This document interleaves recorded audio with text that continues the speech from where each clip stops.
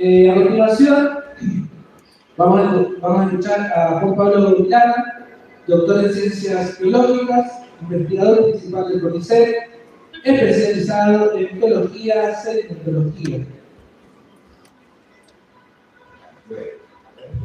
¿Está bien? Hola. Primero agradecer su presencia para venir a interesarse un poco más de un tema que nos debería importar a todos, que es el agua.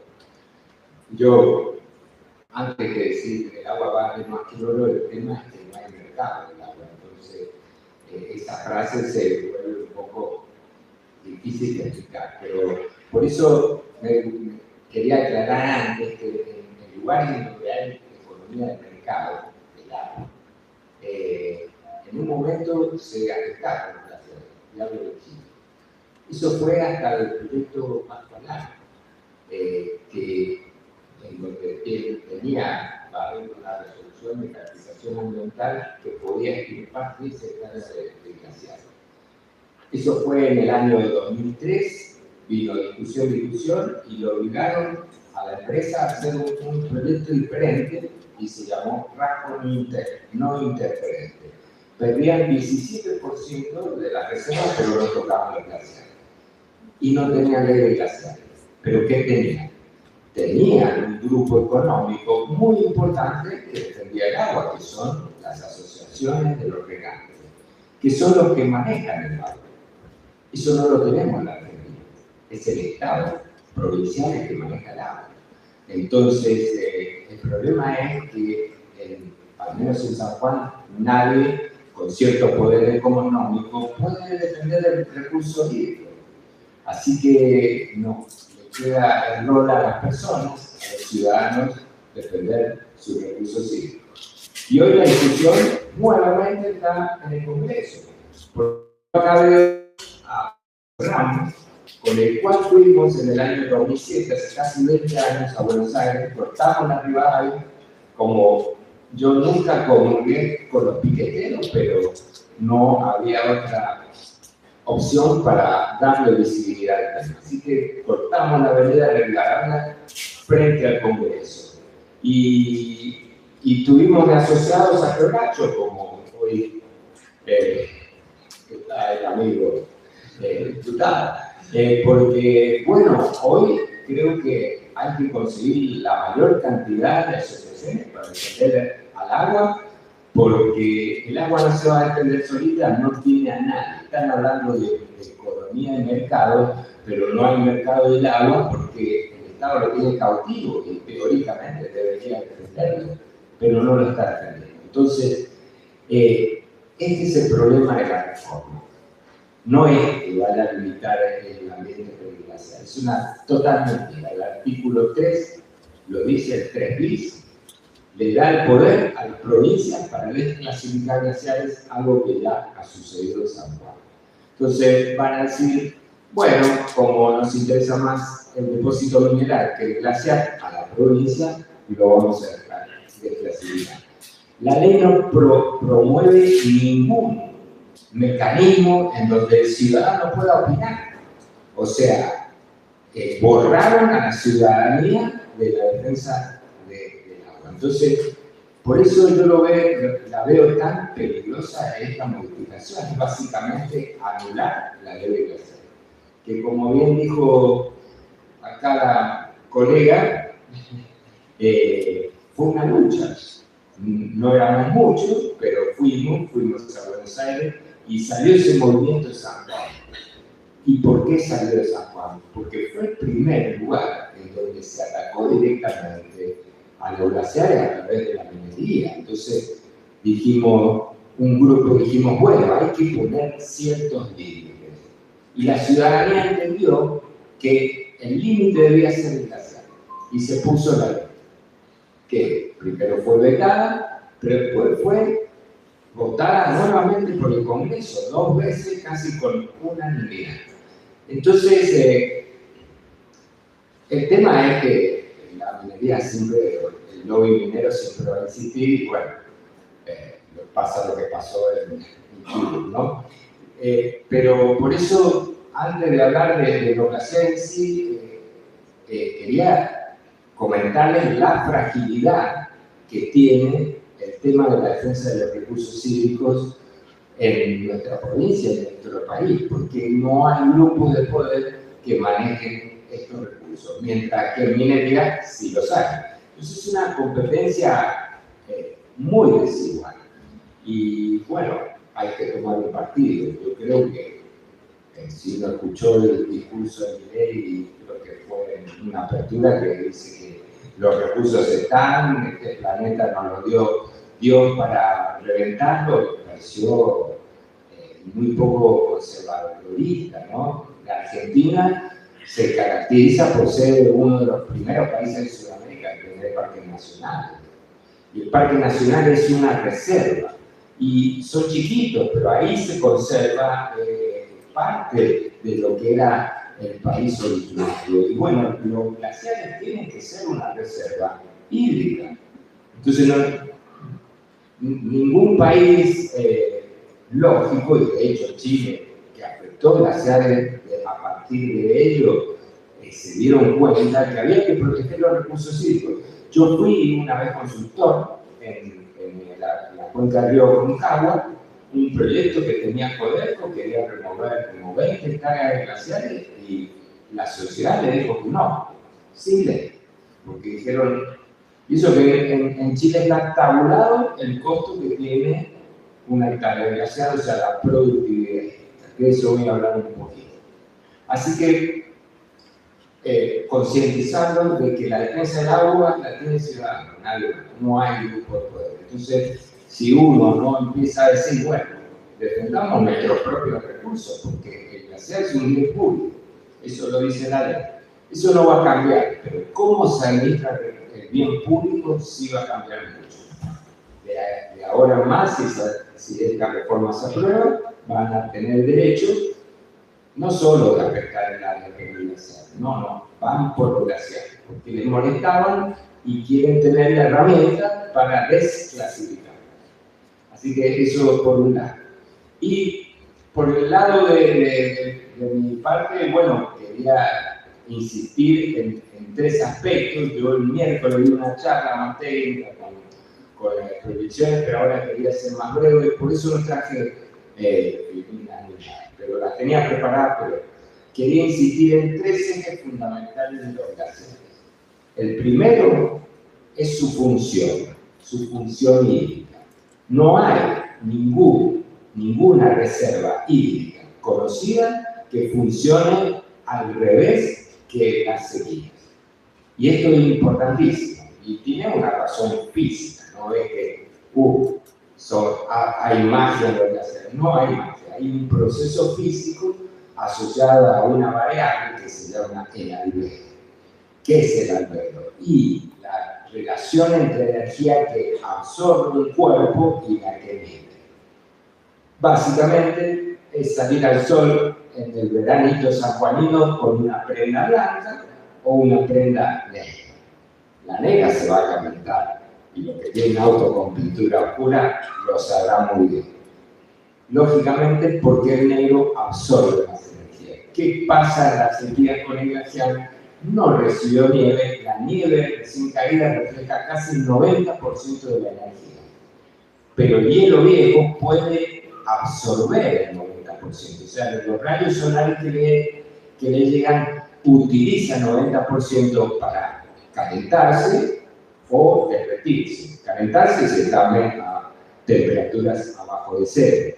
Pero cuando llega a 0 grados no puede calentarse más y todo el resto de energía que la convierte en agua. Entonces, esto lo hemos medido, no es un invento. Con un proyecto de la Universidad Nacional de San Juan seguimos una cuenca glacial y glaciares en función de su producción hídrica. Y así que otro mecanismo que se suma para que los glaciares produzcan más agua es que al no haber nieve estacional, las piedras se calientan más, porque absorben la energía solar y ese calor de la piedrita calienta el aire. Y eso hace que la capa superficial de aire en la cordillera esté un poquito más caliente y ayude a derretir los glaciares. Entonces, hay dos procesos físicos muy simples que ocurren en nuestra cordillera para que cuando tenemos emergencias hídricas, el glaciar produzca más. Y ahí viene la gran pregunta de cuánto es la contribución relativa a los glaciares.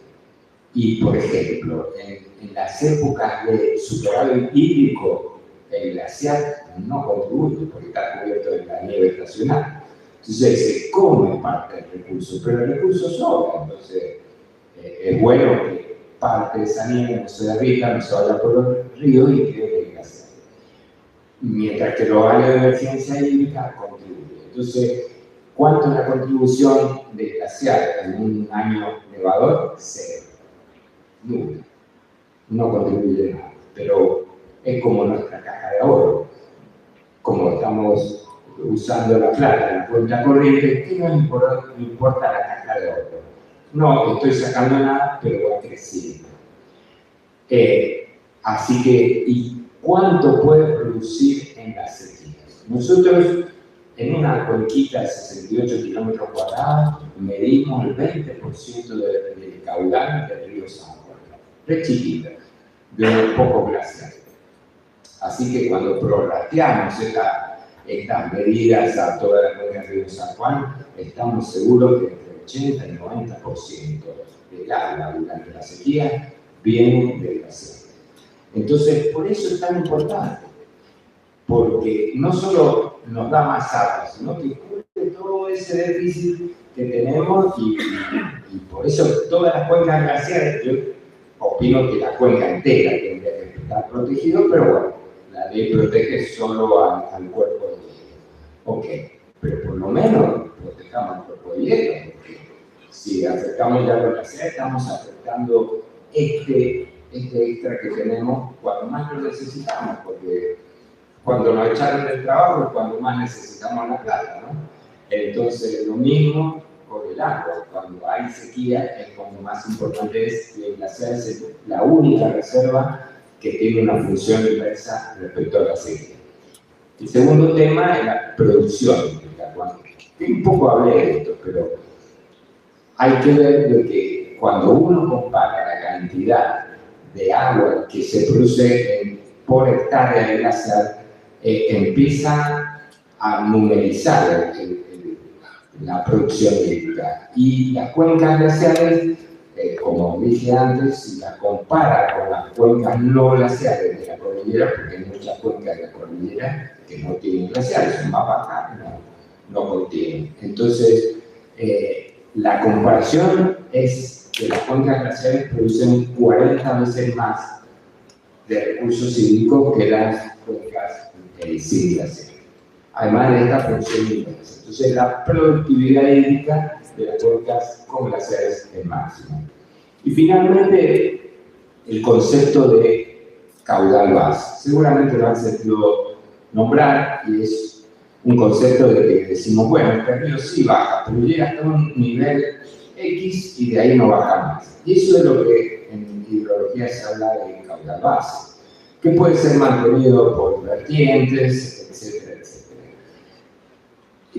Hubo discusión con diferentes profesionales y esto está todavía en debate. Pero bueno, yo que he estudiado los glaciares, las cuencas cordilleranas, estoy convencido que el caudal base de al menos Río San Juan y Río Hachal está asociado directamente al área que tenemos de glaciares. De hecho, nosotros llegamos a algunos números porque en la época que a Barrio le habían dado la posibilidad de que par 10 hectáreas, los regantes decían, y bueno, ¿cuánto me produce una hectárea de glaciar? Así que se hicieron numerosos estudios, no solo nosotros, que éramos de la punta de los ríos, sino los de la empresa, y llegamos a un acuerdo de números, más o menos 0,7 litros por segundo por hectárea de glaciar. Para el glaciar de Roca se llegó a un número 0,2, o sea, casi 4 veces menor, y así hasta para los suelos congelados se llegó a un número de producción aproximada de recursos hídricos, lógicamente durante el verano. cuando aplicamos esos números a toda la cuenca del río San Juan, nos dio lo que es el caudal de base. El caudal de base, cuando se medía la estación hidrológica, era de unos 18 metros cúbicos por segundo del río San Juan. Nunca bajó de eso. Todo, yo pensé como 100 años de datos, se empezó a medir en 1909 el río San Juan, y nunca, toda la promedio, algo de la media mensual, ¿no? Está trabajando, y nunca bajó de 18 metros cúbicos. Y, oh sorpresa, cuando uno aplica esta producción hídrica promedio de los glaciares, le da 16,7, o sea, perfectamente podemos justificar el caudal base del río San Juan con la cantidad de área que tenemos con glaciares.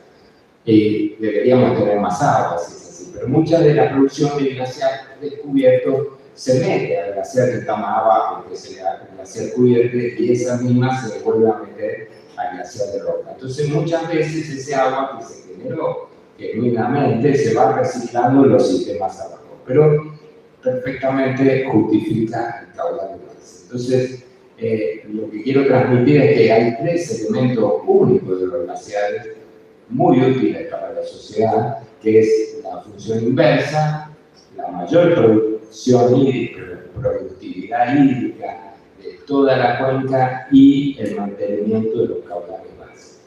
Entonces, por eso creo que es fundamental que la sociedad se una para defender el último bastión. Empecé diciendo, bueno, la colega acá dijo, no me acuerdo quién dijo, el agua vale más que oro. Yo diría el agua es vida. No podemos pensar en vida sin agua. El ciclo de la vida está asociado íntimamente al oxígeno, al carbono y al agua. Nos quedamos sin agua y solo a la receta de la cama se cuenta, no hay ni una plantita. Así que es importantísimo proteger el ciclo del agua y particularmente en su nacimiento. Eso es.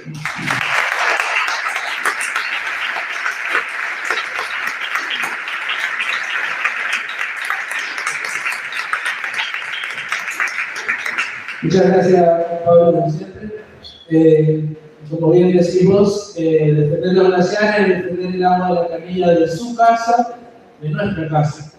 Así que la defensa es de todos y está en nuestras manos.